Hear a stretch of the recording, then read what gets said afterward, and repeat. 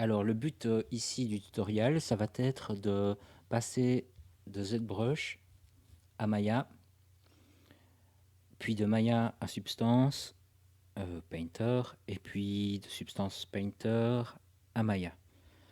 Ensuite, quand on sera au final dans Maya, c'est de créer un rig avec MGear. Donc, ici, on est déjà dans un tuto avancé dans le sens où je pars du principe que vous avez déjà modélisé votre personnage dans Maya ou dans ZBrush. Pour ceux qui n'auraient pas encore vu l'étape de création dans ZBrush, eh bien voilà, le tuto viendra par la suite. Alors, j'ai ici un autosave, on va attendre ça, voilà, ok. Et donc ici, l'idée c'est plutôt de vous montrer les pièces. Donc par exemple, ici, j'ai sélectionné cette partie ici, Shift F. On peut voir que le maillage ici est déjà dense. Il y a des zones qui sont un peu moins denses ici. Voilà. La plupart de mes pièces, ici, avec Shift T, on peut désactiver ici l'affichage lissé. Et donc, on peut déjà exporter ça facilement dans Maya, ça ne va pas poser de problème. Et donc, comme ce sont des pièces rigides, eh bien, ça va être assez facile pour construire un rig pour animer le personnage. Par contre, il y a des choses qui sont beaucoup plus denses, comme ceci. Ceci n'est pas directement utilisable pour l'animation, c'est beaucoup trop lourd. Cette pièce-ci, c'est pas terrible non plus. Donc, ça, il va falloir gérer ça. Ici aussi, on voit que les mains sont trop denses. On va devoir créer une retopologie dans Maya. Donc ceci est typiquement correct pour Maya. Donc ça, c'est quelque chose que l'on peut utiliser, importer dans Maya, ça ne posera pas de souci. Par contre, si vous avez des pièces qui sont vraiment trop lourdes, eh bien, vous allez devoir diminuer le nombre de faces sans pour autant détruire les détails que vous avez appliqués sur votre modèle. Donc, le Z-Remesher ici ne va pas convenir à ce travail. Vous devez aller, ou vous devrez aller ici dans Z-Plugin, utiliser le Décimation Master. Donc, au préalable, vous devez d'abord, par exemple ici, faire un pré-process, et ensuite, vous pourrez alors utiliser le décimètre et estimer si, par exemple, 20% de décimation est suffisant ou si ce n'est pas trop destructif. Donc, je ne vais pas faire ces calculs-là ici, mais sachez que le but d'une décimation, ça va être de pouvoir exporter l'objet dans Maya sans pour autant qu'il soit trop lourd. Ok. Et là-dessus, alors, on peut faire une retopo. Moi, je n'ai pas besoin de ceci, donc j'ai exporté tous mes éléments. Ici, on peut voir que j'ai deux polygroupes. Donc à l'export, il faut bien faire attention que groupe soit décoché pour ne pas avoir deux parties distinctes dans Maya. Ça va? Donc vous allez devoir exporter les éléments. Alors je les ai fait un par un avec ici export. Vous avez le choix d'utiliser ça soit en OBJ, soit ici en FBX. Les deux conviennent. Pour ma part, actuellement, à cette étape-ci, je suis resté en OBJ. Alors, je regarde s'il y a quelque chose à dire d'autre là-dessus. Donc, l'avantage ici avec cette pièce d'armure, c'est que j'ai travaillé en art surface et donc j'ai eu la chance de pouvoir travailler avec très peu de faces, vous voyez. Donc si j'avais eu plus de faces, j'aurais dû à chaque fois faire une décimation ou à chaque fois faire une retopo dans Maya. Donc ici, ce n'est pas le cas. Vous voyez là, ici non plus, ce n'est pas le cas. Vous voyez, la pièce est vraiment ultra légère. Ok, donc ici on va se retrouver dans Maya pour la suite. Alors le job dans Maya, il consiste en 2 points. Le premier, ça va être d'effectuer une retopologie sur les éléments qui seraient trop denses, comme ceci. Donc là, on doit absolument reconstruire le maillage. Et dans un deuxième temps, ça va être de créer des UV pour chaque pièce. Donc comme ici, l'étape suivante, ça va être d'aller dans Substance Painter. Il est obligatoire d'avoir des UV corrects. Donc pour rappel ici, en ce qui concerne la retopologie, eh bien, ça va être de sélectionner l'élément ici. Et avec, je vais peut-être, oui, je vais faire ça, le mettre sur un autre calque. Oui, comme ceci, ça ira. Et puis alors, ici, dans Live Surface, pour l'instant, il n'y a rien. Voilà, maintenant, on a le bras qui est sélectionné. Je vais ici dans Quadro et je vais redessiner un mesh qui soit beaucoup plus léger que celui ici. Alors vous avez le tabulation, je pense. Oui, tabulation permet, quand c'est enfoncé, d'extruder globalement, rapidement, les éléments ici. Donc ça c'est assez pratique. Avec Control, vous pouvez ajouter du maillage. Voyez. Avec Control Shift, un clic gauche, on peut supprimer du maillage. On peut ici, avec le bouton milieu de la souris, déplacer des éléments qui ne seraient pas bien mis. On peut aussi, c'est avec un clic gauche, un simple clic gauche, c'est ici créer des faces, un Shift pour créer la face.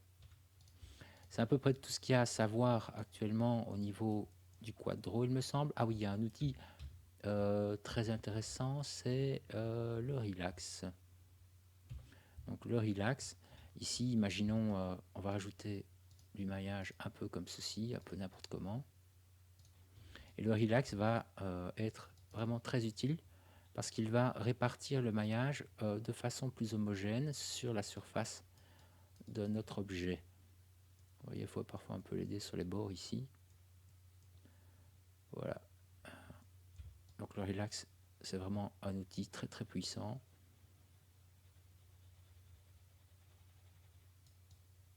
On va mettre peut-être ceci comme ça.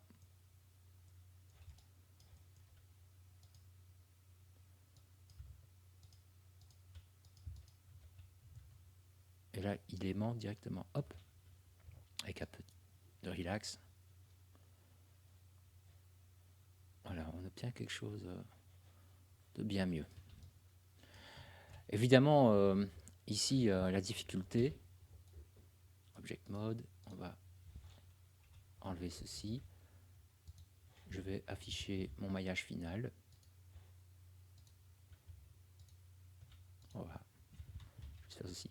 La difficulté, ça va être de mettre suffisamment de maillage aux bons endroits.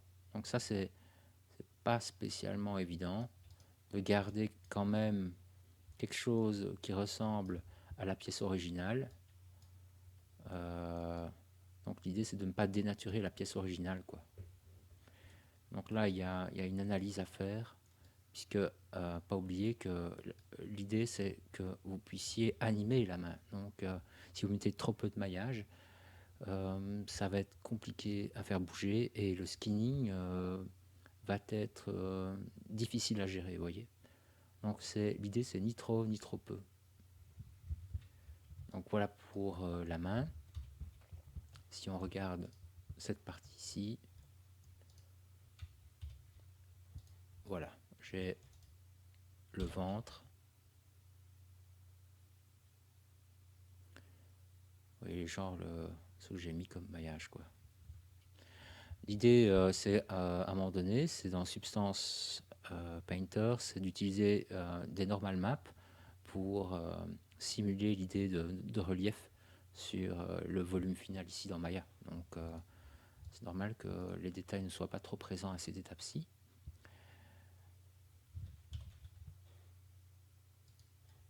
Donc si je sélectionne tout mon personnage, on peut voir que j'ai utilisé des UDIM. On voit ici que j'aurais pu faire un flip. Je crois que par la suite, ça ne m'a pas posé de problème. Je n'ai pas vraiment analysé ça. Je n'ai peut-être pas vu passer. Mais je pense que là, dans les outils, vous avez le flip. Voilà. J'aurais peut-être pu faire ça. Où est-ce que je l'ai mis encore? Voilà. Donc, si vous avez ici des faces qui sont flippées, eh bien, ça veut dire que la normale de face est inversée et donc vous pourriez avoir des soucis d'affichage. Donc, gare à ça, ça ne doit pas être rouge. Si vous ne voyez pas les couleurs, je pense que dans View, vous devez cocher Shaded. Alors, il y a, je fais une parenthèse ici sur les éléments. Ici, par exemple, on a la taille du casque. On a ici la partie extérieure. Et ici, si je fais dans Tools un Get, on a ici la taille générale du volume d'ici de la pièce. Ok. Si maintenant je prends cette pièce-ci qui devrait être, oui, on voit le plastron ici, et que je fais un Get, on a une valeur qui est différente. Vous voyez, on n'a pas, comment dire, on n'a pas la même quantité d'informations sur cette pièce-ci que sur cette pièce-là. Donc, on peut le repérer ici en regardant la taille des carrés. Plus vous avez de carrés sur la pièce, plus votre damier est dense et plus vous allez avoir d'informations, de couleurs, de matériaux, de textures plutôt, sur le modèle. Moi, j'ai pas travaillé comme ça, j'aurais sûrement dû, mais j'avais pas envie. C'est d'avoir la même densité partout. Par exemple, si je prends le casque, je fais un get, je prends alors les cornes. Alors ici, je fais une section, je pense shell, et que je fais, ici on va voir où est-ce qu'il est.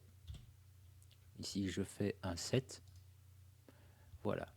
Et là, il a réduit la taille de mon shell par rapport à la taille du casque. Comme ça, on a la même densification. Et maintenant, on peut constater que on a les mêmes tailles de carrés pour la corne ici de droite. Donc, c'est intéressant quand même d'avoir ce genre, de savoir ça en tout cas. Ce serait dommage d'avoir des textures floues sur le casque et d'avoir des cornes hyper détaillées, vous voyez. Donc le set et le get est quand même super important. Ça, c'était la parenthèse que je vais faire ici. Alors maintenant, si on regarde les éléments du personnage, on voit qu'il y a des traits blancs ici, ce sont les coutures. Et donc les coutures ne doivent pas être apparentes, autant que possible. Donc vous n'allez pas aller taper une couture ici, au risque qu'elle soit visible sur le rendu final. Donc on va voir qu'il y a une jonction, une sorte de ligne bizarre, quoi. Alors, je sais que dans Substance Painter, il y a moyen d'effacer, on va dire, ce problème de couture, et Substance Painter le fait fort bien. Néanmoins, il est possible que certains cas de figure soient compliqués à gérer. Donc je vous conseille quand même de masquer vos coutures le plus possible. Alors ici, j'ai effectué une couture ici. Donc pour faire une couture, je vais en faire une ici, je fais tout le tour comme ceci. Et dans l'UV Editor, on voit que ici, les edges apparaissent, je peux faire un shift clic droit et je fais un cut. Voyez. Et alors, si je fais un clic droit, je peux maintenant juste choisir Shell. Et là, il me sélectionne la partie que j'ai coupée. Alors, à quoi ça sert de faire ça? Eh bien, ça permet de déplier l'objet, de faire un unfold qui fonctionne bien. Donc, dans le cas ici du plastron, je vais ici, c'est aller dans modeling, UV, ben je peux aller faire ici, d'ailleurs dans le toolkit ici, on a la possibilité dans un create, ici, de faire par exemple un automatic mapping pour détruire tout ce que j'ai fait là. Entre parenthèses, quand on est ici, on peut voir que le menu est similaire aux UV, ici au menu déroulant UV planar. Vous voyez, si j'ouvre la boîte de dialogue, on va retrouver des éléments ici du planar comme X, Y, Z, ça dépend un peu ce que vous voulez faire au niveau du développement UV. On voit ici également, si on compare, que cylindrical se retrouve là aussi. Donc ça c'est vraiment intéressant d'avoir l'UV Toolkit disponible à côté de l'UV Editor pour pouvoir ne pas devoir aller tout le temps dans ces menus-là. Si je fais un Shift-clic gauche sur Planar, eh bien j'ouvre la boîte de dialogue que j'ai ouverte précédemment. Donc c'est encore un raccourci pratique, mais il faut savoir que c'est le Shift-clic gauche. Ça va? Donc là-dessus, je vais faire un automatic mapping. On voit que les formes ne sont plus tellement reconnaissables et que surtout, on a des coutures qui vont dans tous les sens et qui vont probablement poser problème lors du rendu. Donc, ce qu'on doit faire ici, c'est non pas utiliser l'automatic mapping, qui est vraiment destructif dans ce cas-ci, c'est plutôt, tiens, j'aimerais bien que cette face-ci, j'aimerais que là, ce soit clean, ce soit propre. Et là, on peut voir en bas à gauche que c'est sur Z qu'il va falloir faire un développement UV. Donc, ma pièce étant sélectionnée, je fais un Shift-clic gauche sur Planar et ce sera ici donc sur Z. Je fais Apply, je ferme ceci. Donc déjà là, on peut reconnaître la pièce. Donc ici, on a des faces qui sont flippées. L'idée, ce serait par exemple de scinder un peu tout ça et de créer ces fameuses coutures. Donc en Edge, je vais double-cliquer sur cette boucle et Shift-clic droit, Cut. On peut voir maintenant que la couture est créée. Je vais faire la même chose en dessous. Alors peut-être ici plutôt.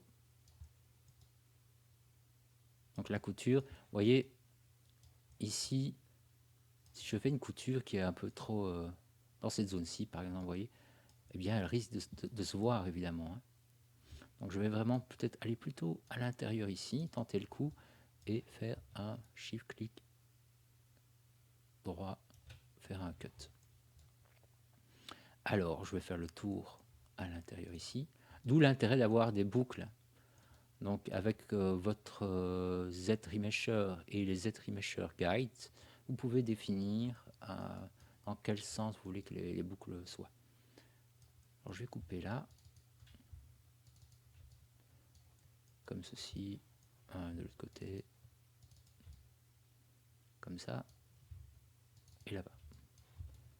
On fait un cut. Maintenant que j'ai fait mon cut, je devrais pouvoir se détacher, voyez. Donc je me suis mis en mode shell, c'est-à-dire qu'il identifie les zones limites où il y a les coutures. Donc je sélectionne ceci, W, et je vais déplacer ceci. Donc là, on a la coque ici intérieure. Et cette coque intérieure, je pourrais déjà la traiter afin que je n'ai plus de zones orange, de zones qui sont inversées.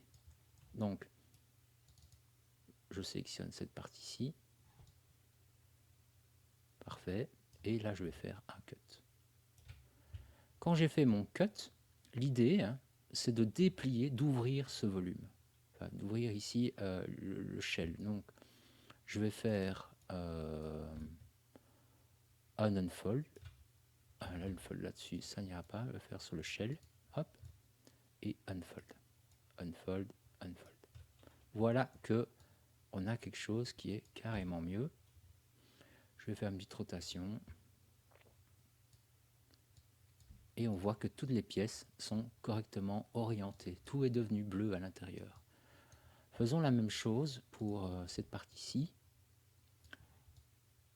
Et je vais aller mettre une couture ici. Shift clic droit, cut. Je prends mon shell en faisant un clic droit. OK. Shift clic droit, unfold, unfold. Et voilà, on a un objet qui est correctement déplié. OK, alors je vais sélectionner les deux éléments ici.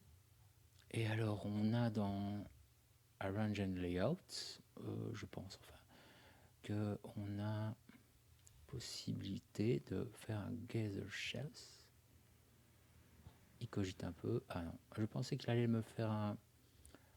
Donc je vais voir un petit peu où est... L'idée, c'est de vraiment d'automatiquement positionner l'échelle à l'intérieur ici du carré. Oui, donc bien dans ici Layout.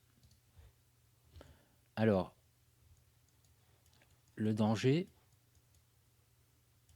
avec Substance Painter, c'est que vous soyez limite sur vos UV. Ici, on est sur l'UV1 V1. Là, vous vous dites, ah bah ouais, bah, Maya a bien géré, il a fait un layout nickel dans mon UV1 V1. Et on remarque que on est en train de déborder sur l'U1 V-1, -1. Donc déjà en négatif avec Substance Painter, ça va pas le faire. Mais il va doublement bugger puisque ici on est sur 2 UDIM et ça va planter complètement sur Substance Painter. Donc on doit peut-être remonter ici, voilà. Et là on est sur un seul UV. Alors moi je vous conseille, c'est quand même de vous donner une petite marge de sécurité. Si c'est possible, c'est de réduire légèrement comme ceci. Alors, tant qu'on y est, j'ai fait ici, on va faire un set et puis un get pour pouvoir connaître la densité ici qu'on a sur cette pièce. Donc dans Transform, on fait un get, on sélectionne l'autre et puis on fait un set. Voilà, là on aura la même densité. On va aller voir ce que donne le maillage en affichant le damier. Et on voit qu'on a une couture ici qui pourrait poser problème, mais comme Substance gère super bien, ça va aller. Mais ce qui est important, c'est de voir qu'on a la même densité. Et que globalement, les déformations situées ici, on a des carrés qui ne sont pas trop étirés. Vous voyez? Donc ça, c'est bien. On peut dire que l'unfold fait bien son travail. Hein. On peut voir ici que si vous appliquez une texture, on va commencer à avoir des petites déformations dans cette zone-là. Donc si vous aviez, par exemple, imaginons un lettrage à appliquer dans cette zone, eh bien, on aurait une petite difficulté à gérer cette zone-là. Quoique ici, c'est un angle. On voit que c'est un angle. Je regarde par exemple ici, voilà. Ceci, mettre un lettrage dans cette partie ici, ça n'irait pas. Il faudrait gérer ça différemment. Dans l'exercice, comme c'est du métal, de la rouille, des choses comme ça, moi, ça ne me pose pas de problème, mais il faut le savoir. Quoi. Ça, c'est moyen. Donc, voilà, je vous ai montré les outils à connaître pour l'UV Editor ici. Je ne pense pas qu'il y en ait des masses. Mais n'hésitez pas à aller jeter un petit coup d'œil. Je n'ai pas envie de faire tout le tour de tout ce qu'il y a, mais c'est assez intuitif. Si on sélectionne maintenant toutes les pièces,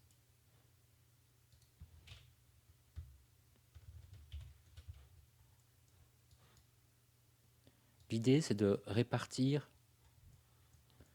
tous les UV, tous les UDIM correctement. Alors je ne sais plus trop où j'avais mis un, c'est sûrement ici. Donc je vais aller faire un UV shell là-dessus et repositionner les UDIM. Alors j'en ai fait vraiment beaucoup des UDIM. Pas besoin d'en faire autant, je pense. C'est juste que comme j'avais envie de me donner beaucoup de liberté sur Substance Painter, j'avais besoin de séparer chaque pièce pour pouvoir les travailler avec des matériaux différents. On peut constater ici que peut-être qu'on aurait pu, c'est ce qu'on dit souvent, c'est qu'il faut prendre le maximum de place ici dans l'UDIM. Donc imaginons, voilà, plus j'agrandis, plus je vais pouvoir mettre d'informations sur ma pièce. Ça va? Donc ça c'est intéressant. Je pense que ici, quand on a fait le layout, il l'a mis ici sur la largeur, enfin en horizontal. Je trouve que c'est pas optimal. Donc on pourrait refaire un get, un set et voir si on sait caler les deux pièces. On ne sait pas. Donc là, peut-être que Maya avait raison finalement. Bref, c'est pas grave. Checkez bien quand on affiche. Ici, checkez bien que vous n'avez pas de petits débordements sur chaque zone. Alors, de temps en temps, vous voyez, on a des pièces qui sont fort proches l'une de l'autre. Là, ça va. Mais ici, ça devient un peu limite quand même. Hein. Donc, n'hésitez pas à faire de la place. Ce qui est important, je rappelle, c'est donc que vous n'ayez pas de débordement comme ceci. Voilà. Ceci étant fait, quand vous avez placé tous vos UDIM en positif, c'est-à-dire qu'ici, on voit qu'on a UV5, U5V-1, et là, on a U5V1. Donc, il n'y a pas de moins. Donc là, vous pouvez aller mettre vos UDIM. Ne les mettez pas en négatif. Quand on a ça, eh bien, on va pouvoir, il me semble, aller dans Substance Painter. Mais vous devez exporter tout ça. Donc, je vais recommencer la vidéo juste après pour l'export. Il y a un petit truc à dire.